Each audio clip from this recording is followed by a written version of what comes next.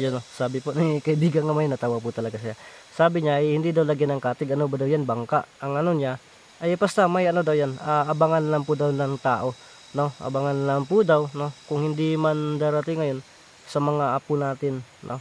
Mga anak natin daw ay makikita nila yan na mayroon talaga, darating talaga yan. At kasi yan daw na mga ano, hindi pa daw yan, hindi pa daw yan ano, may ano pa daw.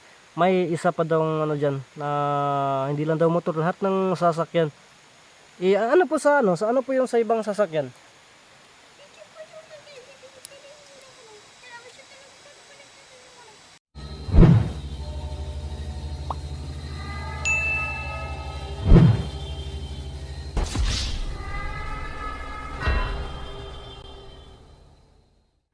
Ghost Hunter 18. So yun kaibigan mamaya, pwede na po ba akong magtanong sa'yo?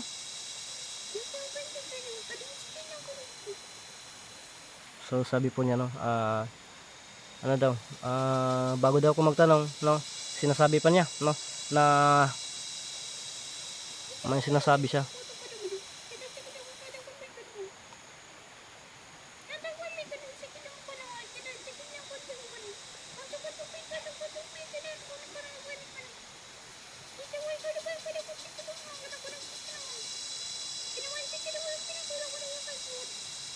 So yun no, sabi po ni kaibigang ama ito, nakakagulat ito. Sabi po niya ay darating daw ang panahon no, dito sa lupa, no. Darating ang panahon na may makikita daw tayo, no. Ipapalabas na daw, no. Galing sa ilalim ng lupa. Ipapalabas na po daw yung mga modernong kagamitan, no. Tulad ng daw ng ano, magtaka yung tao dito kasi may motorsiklo daw na tatawid na ng dagat. So yan kaibigan nga may yung motorsiklo na tatawid ng dagat. Yung jet ski pala, yung jet ski ano ba yan? Di ba yun na yan? Motor din yan eh.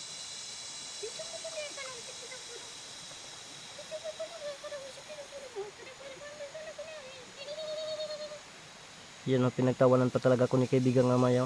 So oo nga, yun nga, motor nga sa isip ko kasi manubila din yung hawak na yan. Pero yan pala no, sabi po ni kaibigan nga maya, sa tingin ko motor, jet ski. Pero ang ano niya, hindi pa daw yan. May ano talaga, yung makikita natin na may gulong talaga ng motor. Yung bang ginagamit daw natin talaga dito. Katulad daw nito, katulad nito, ito. Paanda rin natin yung motor dito. Ano siya, dumadagan ba? Yun.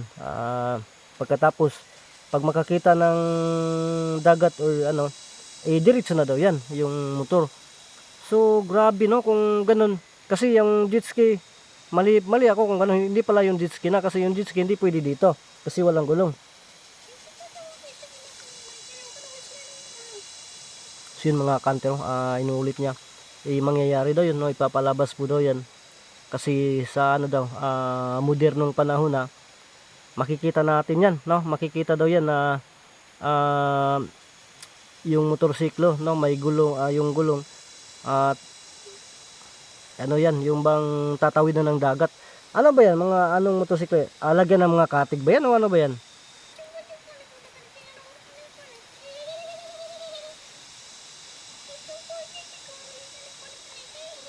Yan o, sabi po ni kaibigan nga may natawa po talaga siya. Sabi niya ay hindi daw lagyan ng katig, ano ba daw yan, bangka. Ang ano niya ay basta may ano daw yan, abangan lang po daw ng tao, no. Abangan lang po daw, no, kung hindi man darating ngayon sa mga apo natin, no, mga anak natin daw ay makikita nila yan na mayroon talaga, darating talaga yan. At kasi yan daw na mga ano, hindi pa daw yan, hindi pa daw yan ano, may ano pa daw, may isa pa daw ano diyan na hindi lang daw motor, lahat ng sasakyan. Ano po sa ano, sa ano po yung sa ibang sasakyan?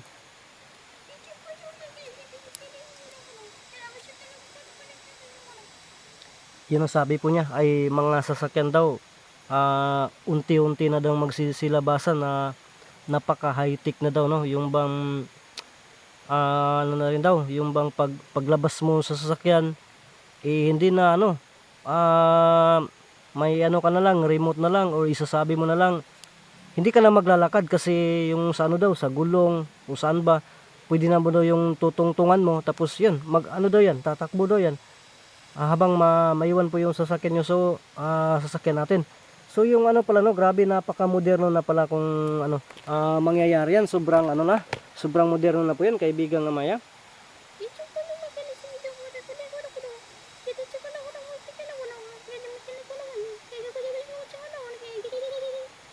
Yun sabi po ni kaibigang ano, kaibigang Amaya, hindi ko pa daw napapansin o ng tao napapansin na mayroon na daw lumalabas ngayon no, sa mga social media no, na yun mga ganun na klaseng sasakyan pinipicture, pero hindi ka pa hindi pa daw talaga malawakang pagbenta or inano talaga. Bakit po hindi pa ano talaga, hindi pa yun, kasi sa mga grabe yung mga bilyonaryo dito, pero wala pa kung parang wala pa talagang na ganyan.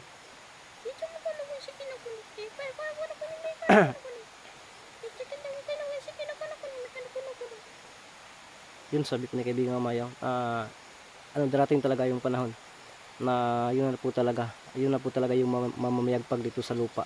Napaka high-tech na po daw no, ang panahon. So ano po yan, san galing yan?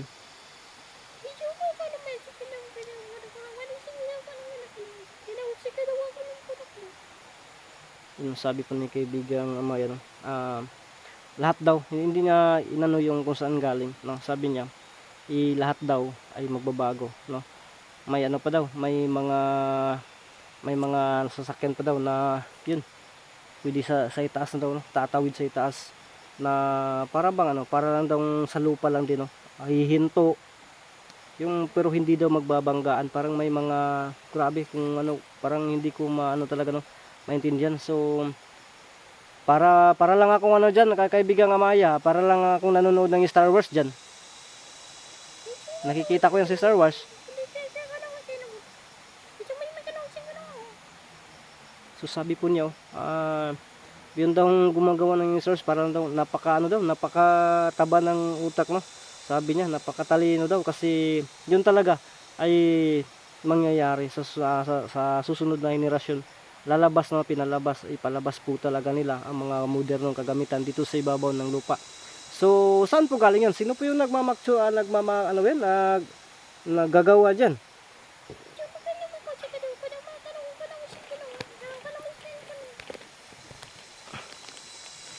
So yun ang sabi po ni kaibigang Amaya no, ang lahat ng ano daw, sabi niya dito sa lupa, sa ibabaw ng lupa ay yung mga kagamitan ay luma talaga, pinaglumaan na daw, pero galing daw yan sa ano, doon talaga sa pinanggalingan yan ay napaka high tech na po talaga ang mga gamit doon no. Andito lang daw, pag luma na daw doon ipinalabas na dito, kaya yun ano na daw, para sa atin bago pa, pero sa kanila ay pinaglumaan na pala no. So ngayon hindi mo talaga kaibigang Amaya dinadirect po kung saan nanggaling yan, kaibigang Amaya.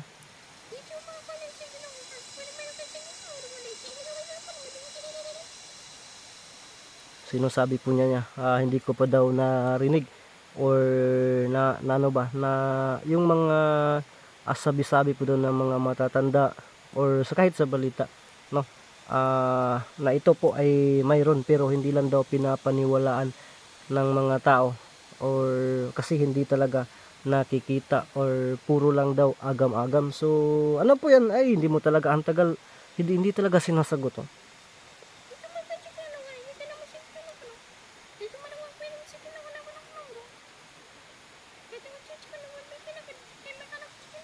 Yun, sus, yun lang pala oh.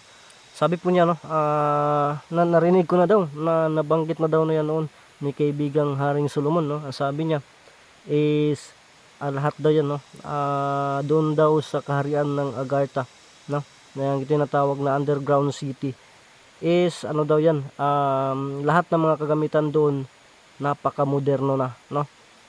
Sabi po niya yung makikita sa mga palabas no, yung makikita na ang sasakyan, yung tulad ng sinasabi doon niya kanina, ay ano daw, makikita daw doon, yun talaga daw nasa loob.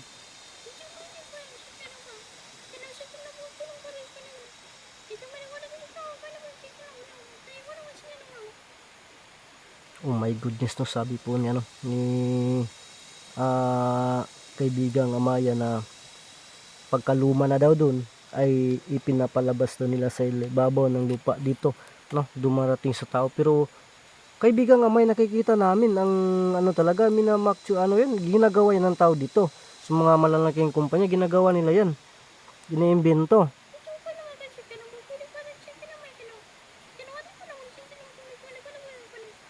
Oh my goodness, no, sabi po niya, no, ano daw, sabi po ni kaibigang Amaya na ang tao ay pwede daw, no, pwede daw pasukan ng mga matalinong espiritu para yung bang ano ba yun, espiritu ba yun, pagkano yun, para daw, no, mas gagaling pa at yun, gagawin niya kung ano yung klaseng imbento ang gusto niya. Kaya may sikretong ano daw yan, may sikretong arrangement po daw yan kung paano ipapalabas, kung saan ibabagsak, no, para mapatuloy na maging lihim po ang tinatawag na The Underground City na Agartha. So yun, tama po ba yan, kaibigang Maya? Nawala na naman, no?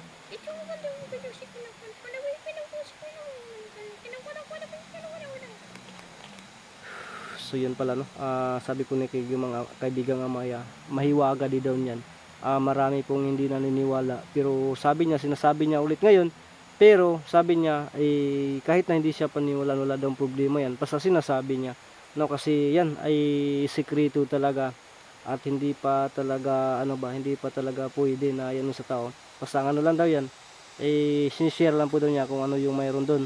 At saka yun na nga, tulad ng sinabi niya kanina, mga moderno po daw yung kagamitan doon, no? At sabi niya doon daw nagsimula lahat ng mga nakikita natin o nahawakan natin dito sa ibabaw ng lupa, no? Pinaglumaan na daw po daw yan. So grabe talaga, no. Ako kaibigan, may din lang po ako magtatanong po, no, kung totoo ba talaga yan or haka-haka lang, agam-agam lang. So ano na lang siguro kaibigan, Maya, ang ano ko dyan ay depende lang po siguro sa tao, no, kung ano po yung ano, sila na po yung bahala manghusga, no. Basta yun na po, no, yung maritisan natin, ayun na po.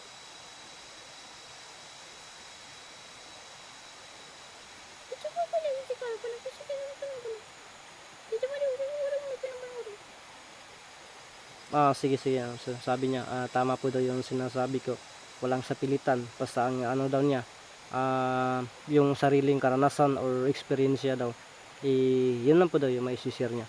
So maraming salamat po, at matanong ko na saan pala si kaibigang Ramson, hindi mo kasama dito?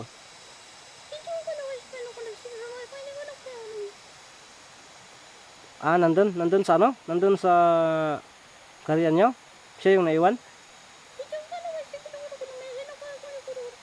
Yan sabi niya, no, basta daw makalabas siya, nandun si kaibigang Ramson, no. Pero kung hindi siya makalabas, ibig sabihin yan si kaibigang Ramson wala, kasi hindi talaga daw nila maiwan talaga yung career niya. So yun, nawawala yung nawawala yung mga protection dito, nawala yung protection. Kaibigang Amaya, bakit nawala yung protection, no? Pati ikaw nawala din. Yan, nawala din lahat, nawala, oh. Sige. Yan, sabi po ni kaibigang Amaya, kanina, inano niya ng protection dito, no? Dito nakikita natin. May naka-alarma daw na nasa paligid din dito, parang sumilip ba, tumingin, kaya kanina may napapansin ako. Kaya ang ano niya ay tinanggal na lang daw niya para hindi daw maalarma yung mga iba ding mga elemento na nasa paligid, no, kasi malakas na enerhiya po yan, madidetect po talaga yan na nandito, nakikita nila, kaya ang ginawa niya simple, kasi kung may tao or di tatahimik na lang po daw siya, hindi siya ako din tatahimik lang daw, pasagdaan na daw, no, yun ang niya, kaya din makapatin, kasi may napapansin talaga ko kanina. So kaibigan Amaya, salamat po talaga, no. Nagtanong ako kanina, pero yun, nauna tayo sa tinatawag na Agartha. So parang pangalawang bisis o pangatlong bisis ko lang yan, basta hindi ko na lang tatanungin totoo ba yan o hindi, kasi napakatanghaga din, misteryoso din yung sinasabi mo po, no.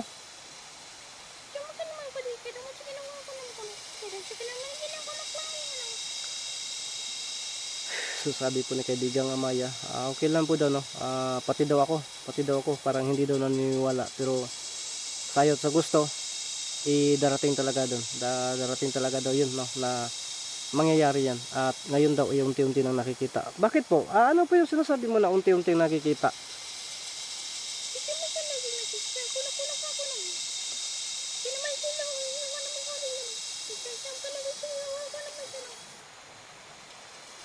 So yun ang sabi niya ni kaibigang Amaya, ay, wala ba daw akong napapansin? Sabi niya mahilig daw ako sa motor, mahilig daw ako sa makina. Wala ba daw akong napapansin sa ngayon na mga motorsiklo na nagsisilabasan? Ano po? Wala akong napapansin. Ang sa akin lang na ano yan, mga high-in na yan, mga parang pataas na pataas, parang nagpasiklaban na sila ng ano ba, yung nagkarira kung sino talaga yung mga goods performance ng mga makina. Kung sabot sa motor lang po yung pag-usapan natin, yung bang ano, yun lang, para kagilingan ng tao, yung bang kukunin ng tao, magustuhan ng tao.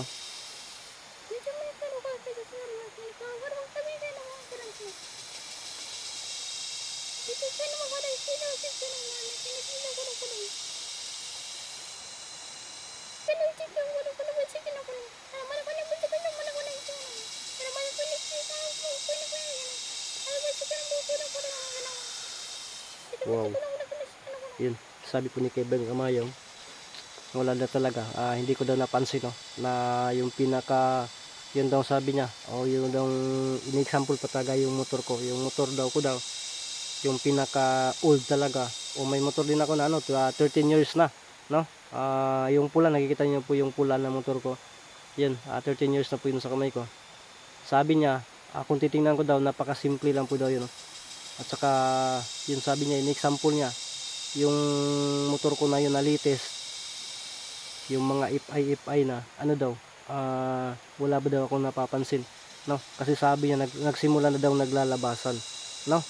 Nagsisimula na daw maglalabasan yung mga motor kung sa, ano lang daw, ang pruweba daw niyan, sabi niya, titingnan ko daw yung mga motorsiklo ngayon, na nagtatakbuhan dun sa highway, sabi niya, may mapapansin ka talaga.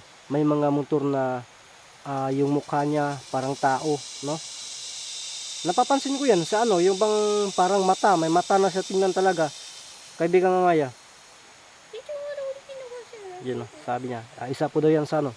Yun na po daw. At darating pa talaga yung ano niya, sabi pa niya, yung mga motorsiklo na nagtatakbuhan ngayon ano daw, parang kung yung tingnan talaga yung mukha niya, yung design ay para ng mga robot o may mga mukha na talaga, parang mukha na talaga nilagay, no, parang mga alien na yung mukha. Kakaiba na, yun na po daw yung sign, no, na palapit na po talaga yan, lalabas yung pinaka-moderno na po talaga, no, at galing daw yan sa loob talaga, no, sa kanila na ano, hindi sa kanila kasi si Kevin pero siguro yan, nakikita siguro yun, no. So yun po, sige po, kasi nakikita ko po yan ngayon, no, kakaiba na po yan. Lang na po talaga yung ano, yung China bike ba yata yun, na ano yung forma, may pabudlot-budlot na parang talagang alien na kung tingnan mo. Parang iba na talaga yun, parang mukha talaga. So nakikita pa talaga ni ano, kaibigang Amaya, no. So yun, isa po yun sa mga example. Kaibigang Amaya, salamat po, no, sa bagong idea po na binigay niyo po sa akin, at yun sa rinig nito. So ngayon, sige po, no, hindi na po siguro ano, mahaba na po yung ano dito. Pasayo na po yung sinasabi niya, hindi na ako susupak. Ano na lang, antayin ko na lang, no, yung bang maniitid na lang po sa palibot ba, kung ano yung ano talaga, yung bang magaganap, ano yung makikita ba natin o hindi. At least may idea tayo na posible, no, na lalabas ang mga ganyan. So kaibigan Amaya, salamat, no, sa bagong idea o yung mga ano ba na yung parang pasyon na sabi para po sa amin, no.